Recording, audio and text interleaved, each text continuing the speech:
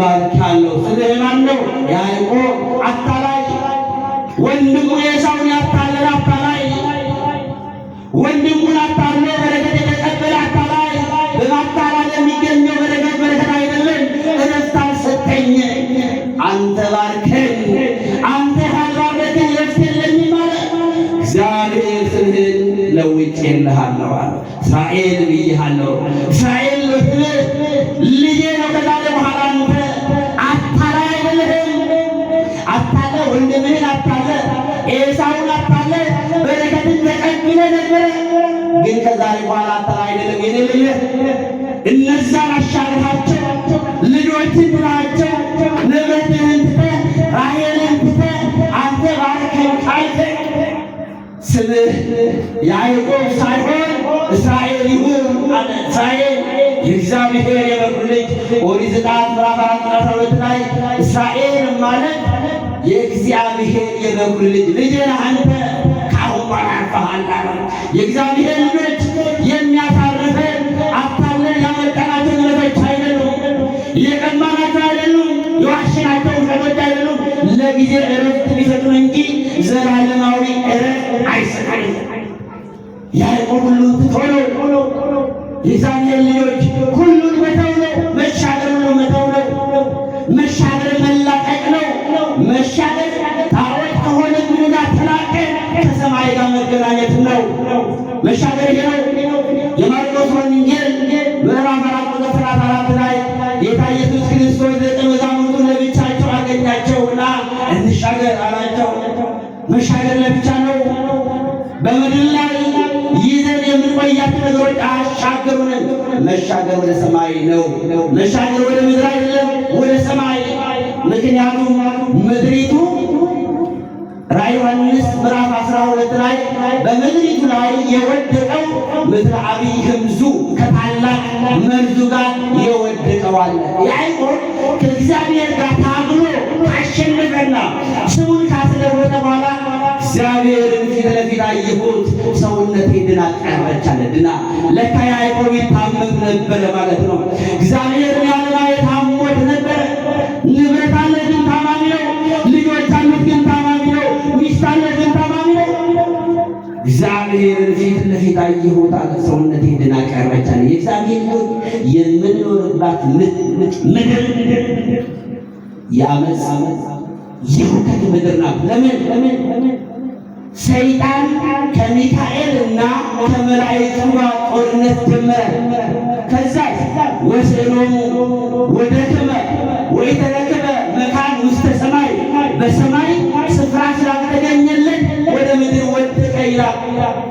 የወደቀው ደግሞ አብይ ውእቱ ትልቅ ነው ይላል። ትልቅነቱ ወአሳቶ ለኩሉ ዓለምን ሁሉ ያሳተው ሰይጣን የወደቀበት ዓለም ነው የሚኖር። ስለዚህ ድነን ለመቅረት እግዚአብሔርን ማየት ነው። ምክንያቱም የወደቀው ሰዎች ሁሉ በሽተኛ የሚያደርግ፣ ሰዎች ሁሉ እረፍት የሚያሳጣ፣ ሰላም የሚያሳጣ፣ ሁከት የሚነሳ ስለሆነ እግዚአብሔርን ማየት ለእረፍት፣ እግዚአብሔርን ማየት ለድነት፣ ድኖ ለመቅረት፣ ለዘላለማዊ ድነት፣ ለዘላለማዊ ጥናት ወጸግብ በሬ ስራቲከ ክብርህን ሳይ አንተን ሳይ እጠግባለሁ። እግዚአብሔርን ያዩ ይጠግባሉ። የእግዚአብሔር ልጆች ያዕቆብ እግዚአብሔርን ፊት ለፊት አየዋል። ምንድን ነው ማየት?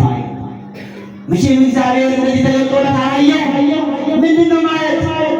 ያዕቆብ እግዚአብሔርን ፊት ለፊት ሳይ ድኜ ቀረዋል እንደ ዳዊት። በዚህ ምድር ላይ እግዚአብሔርን ካላየን፣ እግዚአብሔርን ካላስቀደምን መዳን የለም። ምክንያቱም ምድሪቱ ላይ የወደቀው ከሰማይ ስፍራ ያልተገኘለት ያዕቆብ ዮሐንስ ምን አለ? ወሰማይኩ ቃለ አብይ ቃል፣ ታላቅ የሆነ ቃል ሰማዋል። ምንድን ነው ታላቅ ቃል? እስመ ወርቀ መስተዋድድ ዛስተዋድዶሙ ለአበዊነ ቅድመ እግዚአብሔር መዓልተ ወሌሊተ፣ አባቶቻችንን ሲከሳቸው የነበረው ጠላት ከሰማይ ወደቀ። ስለዚህ ከሰማይ ስለወደቀ በሰማይ አዲስ ቃል ሰማዋል። ምን ቃል ሰማ? ወይም ዝንቱ መድኃኒት ኃይል ወስልጣን ለአምላክነ ወስልጣን ለመሲሁ፣ መድኃኒት ለአምላካችን ሆነ የሚል በሰማይ ሰማዋል። አሌ አሌላ ለምድር ወለባሕር ለባሕርና ለምድር ግን ወዮላት አለ። ለምን? እስመ ወቀ ምስለ አብይ ሕምዙ ከትልቅ መርዙ ጋር ወደ ምድር ወድቋልና ለምድር ወዮላት አለ። ለእኛ እግዚአብሔርን ለማናይ ለእኛ እግዚአብሔርን ለማናስቀድም ለእኛ ለሰው ነገር ምድራችን ሲገልጥ ለባሕርና ለምድር ወዮላቸው አለ። በሰማይ ግን አለ መድኃኒት ሆነ፣ ኃይል ሆነ፣ ስልጣን ሆነ፣ ጌትነት ሆነ። በምድር ግን አሌላ ለምድር ወለባሕር ለምድርና ለባሕር ግን ወዮላቸዋል። ወዮላቸው ለባሕርና ለምድር ወዮላቸው። ምክንያቱም የወደቀው ከትልቅ መርዙ ጋር ነው። ከትልቅ መርዙ ጋር ብቻ አይደለም፣ ምስለ መላእክት ቢሆን ከተላላፊ ግብራ ዛሬ ጦርነት መነሻው የሰይጣን ትንታት የመለያየት ዘረ መፍጠር በቋንቋ የመከፋፈል ከታላቅ መርዙ ጋር የወደቀው ነው። ዛሬ የለያየን እኛ ሁላችንም አንድ አባት ነው ያለነው። የአንድ እናት አንድ አባት እናታችን ቤተክርስቲያን አባታችን እግዚአብሔር ነው። ስለዚህ ሰይጣን ወደ ምድር የወደቀው ሰይጣን እኛን እየለያየ እየከፋፈለ ወደ ጦርነት እንድንገባ እያደረገ ነው። ምክንያቱም በሰማይ ጦርነት ከፈተ፣ በሰማይ ተሸነፈ፣ ስፍራ አጣ። ስለዚህ ወደ ምድር የወደቀው ወደ ምድር የወደቀው ደግሞ ድንን እንዳንቀር የሚያደርገን ነው። ያዕቆብ ድኖ የቀረው እግዚአብሔርን ፊት ለፊት አይችለዋል። ስለዚህ እግዚአብሔርን ማየት ነው የሚያስፈልገው። እግዚአብሔርን ማየት ቀራንዮን ማየት በቀራንዮ መስቀል ላይ የፈሰሰውን ደም የተቆረጠውን ሥጋ ማየት እሱ ነው እግዚአብሔርን ማየት። ወሬኩ ላላግዬ በሰማይ ታላቅ ቃል በሰማይ ሰማሁ ምስጋና። አሁን የእግዚአብሔር ልጆች የተሻገረ ሰው ምልክቱ በሦስት የተገመደ ገመድ ይላል መጽሐፈ መክብብ ምዕራፍ 4 ቁጥር 12 ላይ ወፈት ብውን ዘኢይትበጠቅ በሦስት ገመድ የተገመደ ገመድ ፈጥኖ አይበጠስ። ምን ማለት ነው? የተሻገረ ሰው በሦስት የተገመደ ነው። የተሻገረ ሰው ፈጥኖ የማይበጠስ ነው። የተሻገረ ሰው በሦስት ተገምዶ የሚኖር ነው። የተሻገረ ሰው እግዚአብሔርን እያየ የሚኖር ነው። ድኖ የሚቀር ነው። ለዘላለም የማይታወቅ ነው። እረፍት ያለ ነው። የሥጋም የነፍስን ጌታ ያየ የሥጋም የነፍስን እረፍት ያለ ነው። የእግዚአብሔር ልጆች የተሻገራችሁ በመሻገር ውስጥ ያላችሁ እግዚአብሔርን ካያችሁ ትላላችሁ። መቼ በመሻገር ውስጥ ፈተና የለም አይታቻለም። እግዚአብሔርን አይቻለሁ፣ እግዚአብሔርን ፈልጌ ለወጣው አልፈተንም አይታቻለም፣ አልፈተንም አይታቻለም። ፈተና አለ፣ መከራ አለ፣ መራብ አለ፣ መጠማት አለ። የትኛው ሐዋርያ ክርስቶስን አይቶ ለመሻገር ሲነሳ ተሰቅሏል? የትኛውም ሐዋርያ ተርቧል፣ ተጠምቷል። ከወንድሞቹ ፍርሃት ደርሶበታል ቅዱስ ጳውሎስ።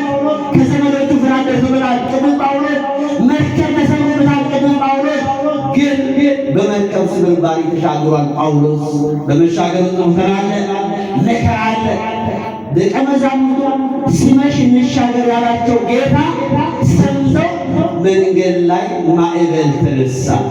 እንሻገራለን ብለው ማዕበል ለመሻገር ተነስቶ ማዕበል፣ ከባድ ማዕበል። የእግዚአብሔር ልጆች በመሻገር ውስጥ ያሉት በባህር ላይ የሚራመዱት አራት ነገር አያውቁ። ባህር ላይ የሚጓዙ አንደኛ ማዕበል ይመጣል፣ ግን በየት አቅጣጫ እንደሚመጣ ያውቁ። በሰሜን ይሁን በምስራቅ በደቡብ አያውቁም አቅጣጫው። ሁለተኛ ማዕበሉን ማን እንደሚያመጣ አያውቁ። ሶስተኛ የመጣው ማዕበል ለምን ያህል ጊዜ እንደሚቆይ አያውቁ። አራተኛ የመጣው ማዕበል ምን አፍቶ እንደሚሄድ አያውቁ። ግን አንድ ነገር ያውቁ፣ አንድ ነገር የሚያውቋል።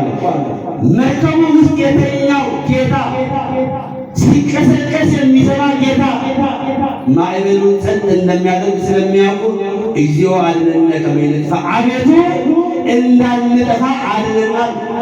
ጌታ ኢየሱስ ክርስቶስም ተነሳና በመሻገር ውስጥ ፈተና አለ፣ ማዕበል አለ።